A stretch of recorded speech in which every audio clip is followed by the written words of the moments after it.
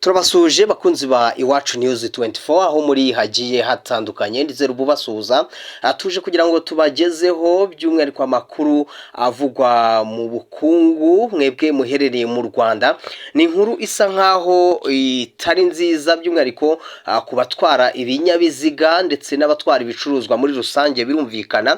Amakuru rero aturuka mu kigo ngenzuramikorere RURA agaragaza mu by'ukuri ibyihindagurika ry'ibiciro by'imikomoka kuri petroli na essence mu Rwanda by'umwihariko. Ibi rero bikaba bishingiye ahanini kwihinduka n'ubundi ry'ibiciro ku masoko mpuzamahanga. Ni ibiri guterwa mu by'ukuri kandi n'intambara iri mu burasirazuba bwo hagati. Murabizi neza ko umuhora wa Hormuz ufunze kuva igihugu cya Leta Zunze Ubumwe za Amerika ndetse na Israel batangira kugaba ibitero ku gihugu cya Iran rero nayo yafashe umwanzuro wo gufunga uno muhora wa Hormuz ku bihugu n'ubundi bitabanye neza nayo. Ubwo rero aya makuru tuje twihuta kugira ngo tuyababwire tubasomere itangazo mu by'ukuri rivuye muri uru rwego ngenzuramikorere RURA.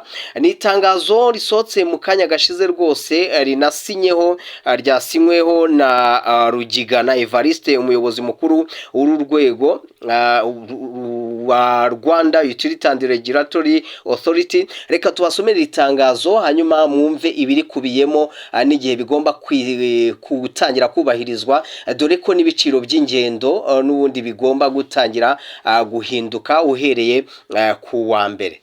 Hanyuma reka ngubwire ko iri tangazo rivuga ko urwego ngenzuramikorere RURA rumenyesha abaturarwanda bose ko guhera ku wa 4 Mata itariki ya 4 nyine z'ukwezi kwa 4 2026 saa 12 za mu gitondo ibiciro ntarengwa by'ibikomoka kuri petroli habariwemo n'umusoro ku nyongeragaciro ikizwi nka VAT cyangwa se Value Added Tax ngo bivuguruwe mu buryo bukurikira. Lisansi bagaragaje ko itagomba kurenga amafaranga y'u Rwanda 2303 kuri litiro, naho mazutu ntigomba kurenga amafaranga y'u Rwanda 2205 kuri litiro. Ibiciro bishya byashyizweho hashingiwe ku mpinduka ziri ku isoko mpuzamahanga ry'ibikomoka kuri petroli ndetse n'ingamba leta y'u Rwanda yafashe mu guhangana n'ingaruka z'impinduka zigenda ziyongera ku rwego rw'isi.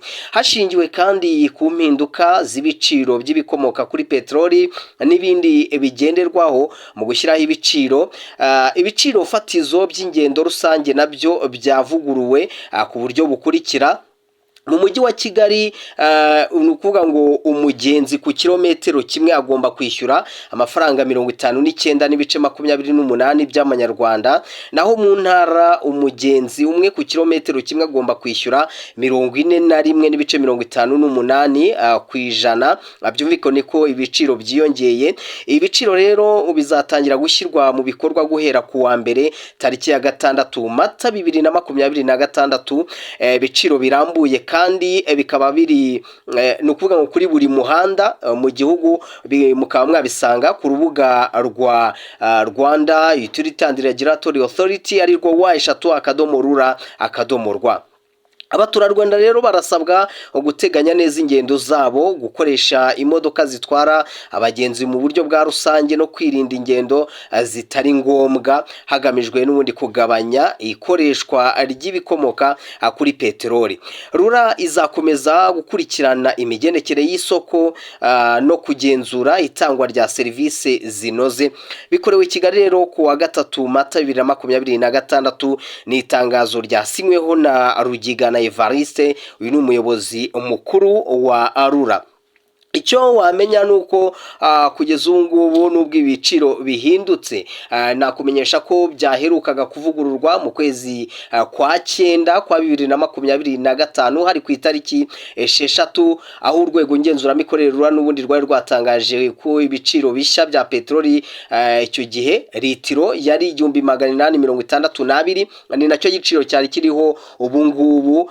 Hanyuma mazutu na diesel cyangwa se kizwi nka diesel cyari cyashyizwe ku 1808 ari nacyo giciro cyubahirizwaga. Ubu ngubu ibiciro rero bikaba nabwo byari byashyizweho icyo gihe hashingiwe ku ihindagurika ry'isoko mpuzamahanga ry'ibikomoka kuri peteroli. Ni amakuru rero aje mu by'ukuri asa nkaho atunguranye, dore ko u Rwanda rwari mu bihugu byari byaratinze kuvugurura ibiciro by'ibikomoka kuri peteroli, ariko nyine ubu ngubu bitewe n'uramuhora wa Hormuz ndetse no kwangizwa kw'inganda zimwe na zimwe zitunganya ibikomoka kuri peteroli muri ibi bihugu birimo Iran by'umwihariko ndetse no mu bihugu byo mu bigobe by'Abarabu. Murabizi ko Kuwait, Qatar, ibihugu birimo ngo za Bahrain, ibihugu byose by'Abarabu bifite inganda zikomeye cyane zitunganya ibikomoka kuri peteroli. Kuba rero izi nganda zaragiye ziraswaho cyane n'uyu muhora wa Hormuz ukaba warafunzwe n'igihugu cya Iran, biri mu bitumye ibiciro by'ibikomoka kuri peteroli mu Rwanda byiyongera, yewe bigahita bijyana no kwiyongera kw'ingendo. Hari ubwoba rero ko n'ibiciro by'ibiribwa bishobora kuza gutumbagira, kuko murabizi neza ko bitwarwa n'ubundi hakoreshejwe essence. Ntabwo umuntu azaba yakoresheje essence navuga ko ari nyinshi ngo ajyane ibicuruzwa nabyo abicuruze kuri cya giciro gisanzwe. Ibi rero byose turaza gukomeza kubitegereza, tubitega amaso turebe ikiraza kuvamo. Reka tubashimire cyane mwebwe dukomeza kubana, tubasabe gukomeza gukora subscribe kuri Iwacu News 24 kugira ngo ibintu birusheho gukomeza kugenda neza. Ndizera Imana ikomeze kubarinda.